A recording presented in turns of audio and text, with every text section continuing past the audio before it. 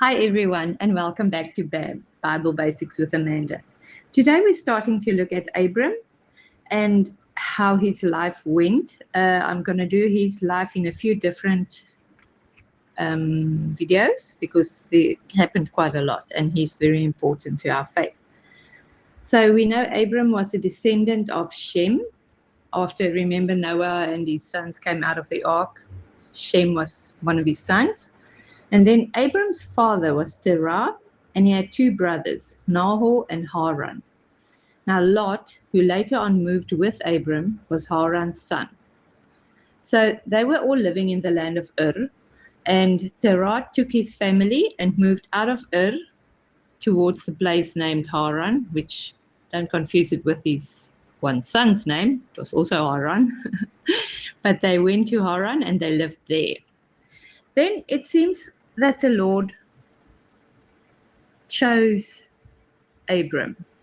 Now, we don't know a whole lot about Abram before the Lord chose him and before his history started being written up. But the Lord must have seen something in Abram that he knew he would listen to him. So the Lord came to Abram and he spoke to him. And that we find Genesis 12, verse 1 to 3. Get out of your country, from your family, and from your father's house, to a land that I will show you. I will make you a great nation. I will bless you and make your name great. And you shall be a blessing.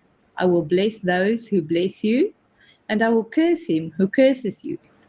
And in you all the families of the earth shall be blessed. So with this, we see Abram was actually the beginning of the promised people, the chosen, not the promised, sorry, the chosen people of the Lord. But remember, Sarah was barren. She had no children. And then the Lord gave Abram a promise that in you all the families of the earth shall be blessed.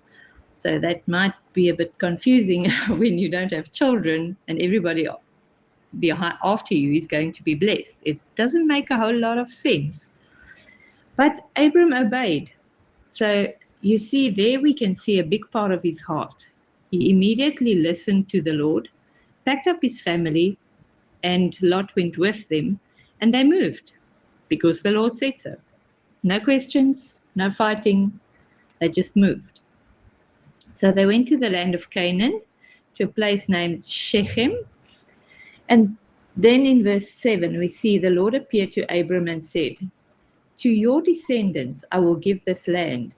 And there he built an altar to the Lord who had appeared to him. So it's a promise that he will have many descendants. But again, Abram didn't question the Lord. He just obeyed him. And he kept moving because there was a famine in the land. So they didn't stop because obviously their livestock and everything needed to be fed and they needed food. So they would keep moving until they find food and until he knew where the Lord wants him to settle. So they kept going until they got to Egypt. Now, this is where it gets interesting. Abram knew, obviously, that his wife was beautiful. And in those days, if a king saw a beautiful woman, he would just take her to go to his harem and live in his house and be his wife and everything like that. Now, Abram was scared because he knew he wasn't an Egyptian, so he had even less right than the normal Egyptians. And also he knew she was beautiful, and if the Pharaoh saw her, he would want her as a wife. So Abram got scared, which is a very human, natural emotion. But then his fear made him make a stupid decision. And he asked Sarah in verse 13, please say you are my sister, that it may be well with me for your sake, and that I may live because of you. And truly it happened like Abram feared. So when we read further in verse 14, so it was when Abram came into Egypt that the Egyptians saw the woman, that she was very beautiful. The princes of Pharaoh also saw her and commended her to Pharaoh, and the woman was taken to Pharaoh's house. He treated Abram well for her sake. He had sheep, oxen, male donkeys, male and female servants, female donkeys, and camels. But the Lord helped. He saw there was big trouble coming, because you can just imagine how Sarah must have felt. I mean, this stranger just takes you as his wife and you are married, which is, goodness gracious me, that freaks me out just reading it. But the Lord helped. So from verse 17, but the Lord plagued Pharaoh and his house with great plagues because of Sarai, Abram's wife. And Pharaoh called Abram and said, "What is this you have done to me? Why did you not tell me that she was your wife? Why did you say, 'She is my sister'?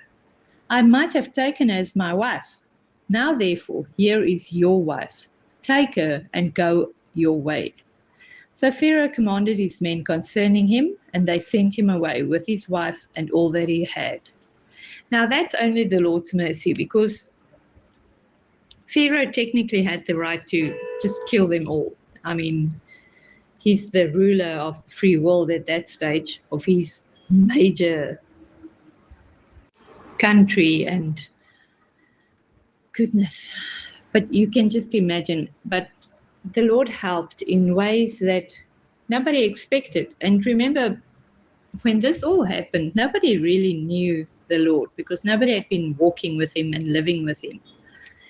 And here Abram can see that the Lord will intervene for them and will help them, because he told them to move. So if the Lord tells you to go somewhere, he will protect you and guide you. And we do sometimes give in to fear and make stupid decisions, but the Lord will still be with you, and he will never leave you and nor forsake you.